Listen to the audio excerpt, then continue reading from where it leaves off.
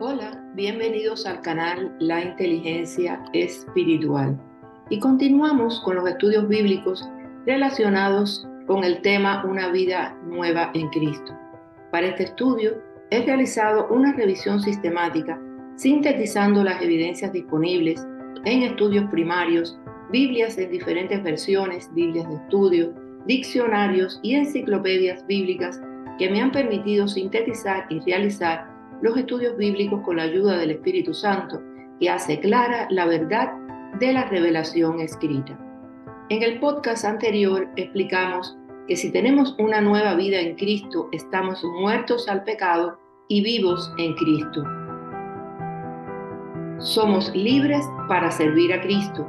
La libertad en Cristo nos libera de la esclavitud del pecado. Debemos vivir y disfrutar esta nueva vida en Cristo. Debemos recordar nuestra nueva vida e identidad en Cristo a cada minuto. En resumen, experimentamos la verdadera libertad en Cristo al conocerlo, caminar con Él y comprometernos con los cambios que hace en nuestras vidas a medida que nos enfocamos en el servicio a Él y a los demás. Esta libertad trasciende las libertades humanas deseadas en este mundo, proporcionándonos paz y libertad con Cristo para siempre. Hoy estudiaremos algunos versículos de Efesios para continuar con este tema de la nueva vida en Cristo.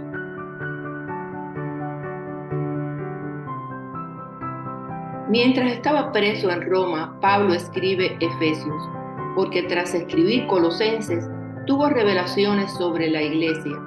Al concebirla como cuerpo de Cristo e instrumento de Dios para destronar a los poderes malignos y extender la victoria de Cristo sobre el mal.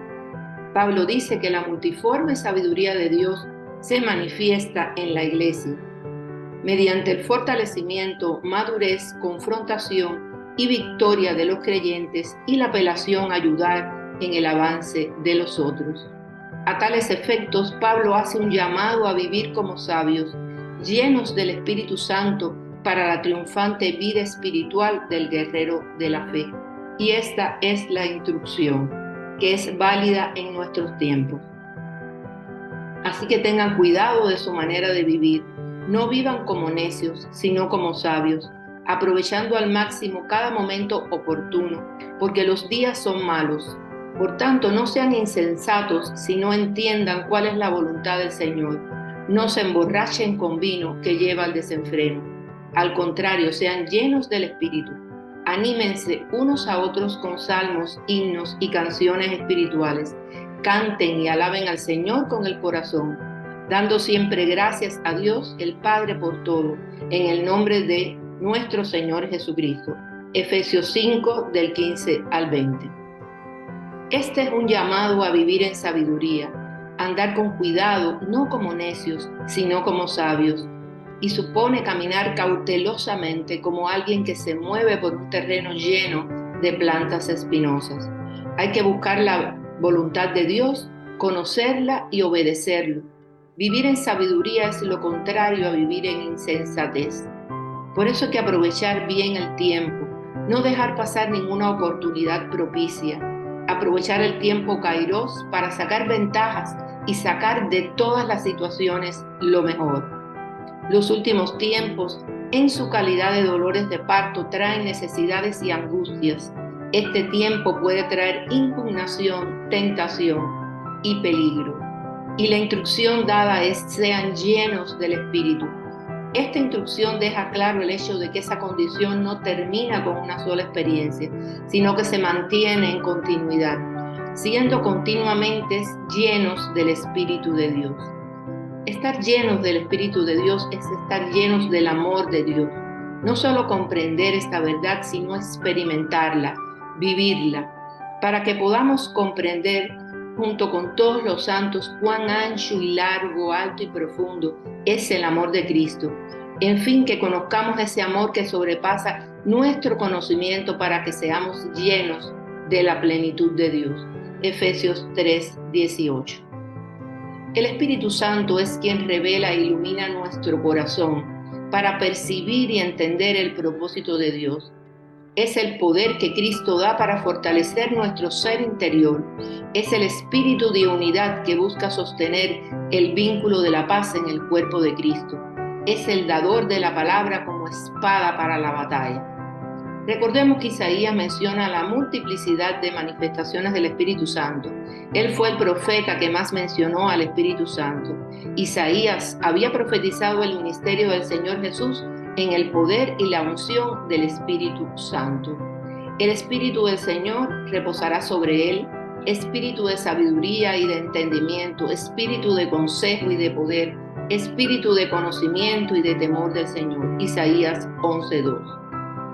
El Espíritu Santo es también el espíritu de santidad que puede ser agraviado si insistimos en satisfacer los apetitos de la carne y somos no obedientes. Por eso dice Pablo, no embriaguéis con vino en el cual hay desenfreno, antes bien sed llenos del Espíritu. Conocer y vivir el amor de Cristo es la esencia de la más completa plenitud. Esta plenitud habla de una experiencia progresiva y sostenida en el amor de Cristo. Apunta a una profunda espiritualidad basada en todas las bendiciones, recursos y sabiduría de Dios.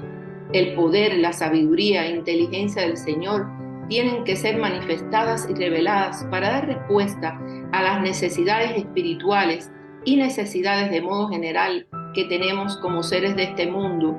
Por eso el Evangelio actual requiere de la planificación estratégica e inteligente. Ante la oscuridad de estos tiempos de inteligencia artificial, para nosotros, los hijos de Dios, seguir llevando la palabra de Dios a toda criatura y extender el gobierno de Dios sobre la tierra. Recordemos a José en Egipto, que preparó graneros para que la nación de Israel fuera preservada y los egipcios fueran preservados ante la hambruna. José se movió en el don de la profecía e interpretación de sueños, pero tuvo la sabiduría e inteligencia de Dios para saber hacer lo correcto y comunicárselo al faraón. Y José fue lleno de autoridad por Dios de su poder para gobernar. Debemos despertar a la verdad del reino, recibiendo el gobierno de Dios en nuestras vidas mediante el Espíritu Santo, para estar llenos del Espíritu Santo y llevar el mensaje de Dios a toda criatura, vivir en la cultura del reino de Dios, no en una cultura religiosa. El mensaje de estos tiempos tiene que provocar un despertar y un operar como un martillo que quebranta muros y un fuego que abre el entendimiento.